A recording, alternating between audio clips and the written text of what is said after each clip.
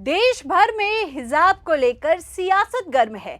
कभी हिजाब बैन की मांग उठती है तो कभी सीएम नीतीश द्वारा मंच से हिजाब हटाए जाने को लेकर चर्चा होती है। लेकिन अब एक बार फिर महाराष्ट्र में होने वाले बीएमसी चुनाव में हिजाब की एंट्री हो गई है। आपको बता दें कि देश की आर्थिक राजधानी मुंबई में बृहन मुंबई महानगर पालिका चुनाव यानी बीएमसी चुनाव से पहले सियासत अपने चरम पर पहुंच गई है। पहले सियासत अलग तरह से बयां होती थी और अब सियासत अलग तरह से बयां हो रही है। मेयर की कुर्सी को लेकर चल रही लड़ाई अब सीधे पहचान और धर्म के मुद्दे तक पहुंच गई है। एआईएमआईएम नेता वारिस पठान के हिजाब वाले बयान के बाद शिवसेना और एआईएमआईएम आमने सामने हैं और बीएमसी चुनाव का माहौल पूरी तरीके से गर्मा गया है और बिहार के बाद महाराष्ट्र में भी हिजाब को लेकर सियासत तेज हो गई है। दरअसल एआईएमआईएम के नेता वारिस पठान ने कहा कि एक दिन ऐसा आएगा जब हिजाब पहनने वाली महिला मुंबई की मेयर बनेगी। उन्होंने तर्क दिया है कि संविधान समानता की बात करता है तो पठान, खान, अंसारी, शेख या कुरैशी मेयर क्यों नहीं बन सकते। इस दौरान उन्होंने क्या कुछ कहा आप इस वीडियो में देखिए। जवाब देना भी नहीं समझ सकता हूँ। ठीक है, लोग के पास काम धंधा है नहीं, आलतू फालतू की बातें करते हैं। ये क्यों पाकिस्तान देंगे? भारत देश क्या किसी के बाप की जागीर है क्या? अरे मैं इनको बिजनेस क्लास की टिकट दे दूं, जाओ तुम कोरिया में जाओ और तुम्हारे साथ 4-5 और नफरती चिंटुओं को ले जाओ, वहां जाके जो नफरत फैलाना फैलाओ। हमारे भारत देश के अंदर क्यों नफरत फैलाते हो भाई आप? और क्या आई लव महादेव वाला बनेगा मुंबई का मेयर या ये? तो अगर आई लव महादेव वाला बन सकता है तो आई लव मोहम्मद सल्लल्लाहु अलैहि वसल्लम बोलने वाला क्यों नहीं बन सकता भाई? क्यों कोई पठान, खान, शेख, अंसारी, कुरैशी क्यों नहीं बन सकता भाई मुसलमान? इनको संविधान पढ़ते नहीं, एक संविधान की किताब भी इनको दो, उसमें इक्वालिटी लिखा है। डेमोक्रेसी को मानते नहीं, संविधान को मानते नहीं, सेकुलरिज्म की बात नहीं करते, बस इसी तरह नफरत फैलाने की बात करते हैं। अरे भाई कोई भी बन सकता है, जिसको जनता चाहेगी, जनता जनार्दन है, जिसको जनता पसंद करेगी बनेगा मेयर। आप कौन होते हो बोलने वाले भाई ये सारी चीजें? तो ये नफरत की भाषा करना छोड़ो। डेवलपमेंट विकास के बारे में क्या क्या बताओ। किसान इतने सारे आत्महत्या कर रहा है, क्या है आपके पास उसके लिए बोलने के लिए? कुछ नहीं। इतना करप्शन तुम्हारे राज्य में बढ़ गया है, उसके बारे में कब बोलेंगे? इन्हीं के भाई ने बताया था देखो कैसे नोटें बट रही है, उसके बारे में कब बोलेंगे? कुछ नहीं, बस ये सिर्फ ध्यान भटकाने के लिए नफरत फैलाते हैं और बस अनाप शनाप बकवास करो। ऐसे में इस बयान के सामने आने के बाद एआईएमआईएम प्रमुख असदुद्दीन ओवैसी की पार्टी के इस बयान को सियासी संदेश के तौर पर देखा जा रहा है। वहीं इस बयान के सामने आने के बाद अन्य दलों ने पलटवार करना शुरू कर दिया है। इसी कड़ी में शिवसेना उद्धव ठाकरे गुट ने कड़ा विरोध भी जताया है। पार्टी प्रवक्ता आनंद दुबे ने कहा है कि मुंबई का मेयर मराठी हिंदू ही होगा। उन्होंने एआईएमआईएम पर आरोप लगाया है कि वो जानबूझकर हिंदू मुसलमान मुद्दा उछालकर बीजेपी के लिए बैटिंग कर रही है। तीखा तंज कसते हुए उन्होंने कहा है कि ये राजनीति पाकिस्तान बांग्लादेश में आजमाए। उन्होंने कहा आंकड़े बता रहे हैं कि 2011 की जनगणना के मुताबिक मुंबई में हिंदू आबादी करीब 61% और मुसलमान आबादी करीब 25% है। ऐसे में इसी जनसांख्यिकी को आधार बनाकर अलग अलग दल अपने अपने दावे पेश कर रहे हैं। वहीं इसी बीच इस पूरे विवाद पर शिवसेना यूवीटी सांसद संजय राउत ने कहा कि देश में राष्ट्रपति और राज्यपाल जैसे बड़े पदों पर मुस्लिम रहे हैं, इसलिए इस मुद्दे को अनावश्यक रूप से उछालना ठीक नहीं है। साथ ही उन्होंने क्या कुछ कहा आप इस वीडियो में देखिए। हमने राष्ट्रपति किया था मुस्लिम, ये भूल गए लोग।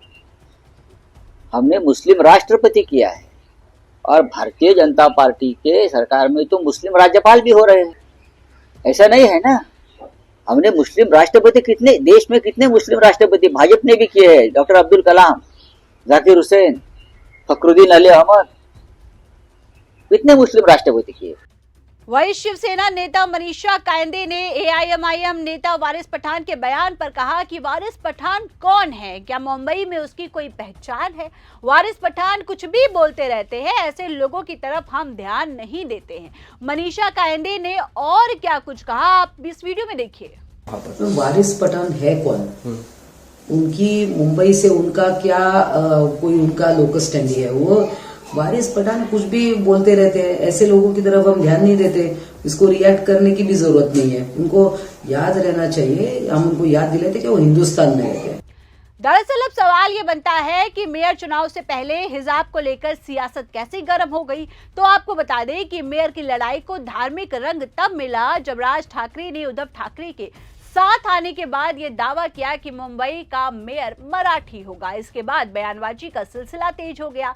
दरअसल चुनाव से पहले महाराष्ट्र की सियासत एक बार फिर ठाकरे ब्रांड और मराठी अस्मिता के इर्द गिर्द घूमती नजर आ रही है। करीब 2 दशक की सियासी दुश्मनी को खत्म करते हुए शिवसेना यूबीटी प्रमुख उद्धव ठाकरे और महाराष्ट्र नवनिर्माण सेना के संस्थापक राज ठाकरे ने आगामी बीएमसी चुनाव के लिए आधिकारिक तौर पर गठबंधन का ऐलान कर दिया है। बीते बुधवार को हुई इस घोषणा ने राजनीतिक समीकरणों को पूरी तरीके से बदल दिया है। गठबंधन की घोषणा करते हुए उद्धव ठाकरे ने कहा कि यह समझौता किसी सत्ता के लालच में नहीं बल्कि मुंबई और महाराष्ट्र की पहचान की रक्षा के लिए किया गया है। उन्होंने ये भी कहा कि जो भी महाराष्ट्र के हित के साथ आना चाहता है, चाहे वो भाजपा के भीतर के समान विचारधारा वाले लोग ही क्यों ना हो, उनका ठाकरे गठबंधन में स्वागत है। वहीं राज ठाकरे ने इस गठबंधन को महाराष्ट्र के अस्तित्व को बचाने के लिए समय की मांग बताया है।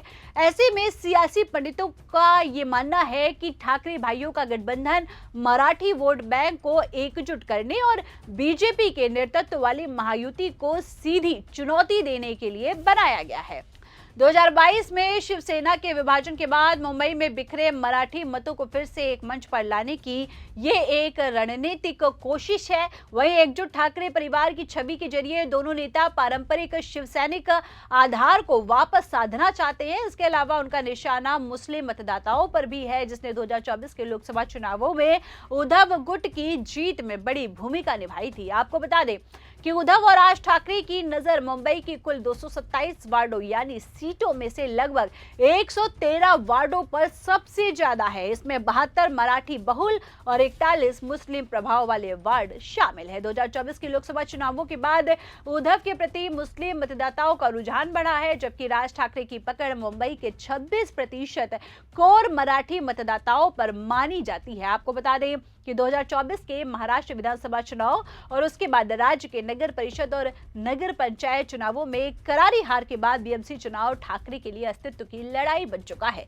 उप मुख्यमंत्री एकनाथ शिंदे का दावा है कि बाला साहब ठाकरे की विरासत का असली वारिस रही है।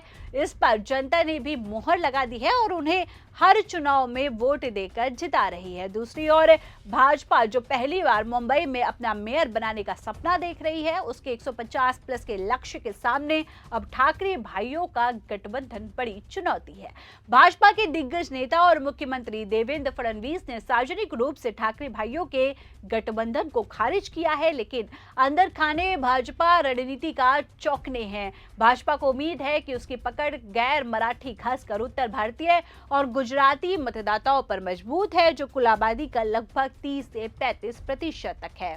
हालांकि पार्टी नेता ये भी स्वीकार करते हैं कि करीब 11% मुस्लिम वोट बैंक उसके खिलाफ जा सकते हैं। ऐसे में वारिस पठान के हिजाब वाले बयान के सामने आने के बाद महाराष्ट्र की सियासत में एक बार फिर उफान आ गया है।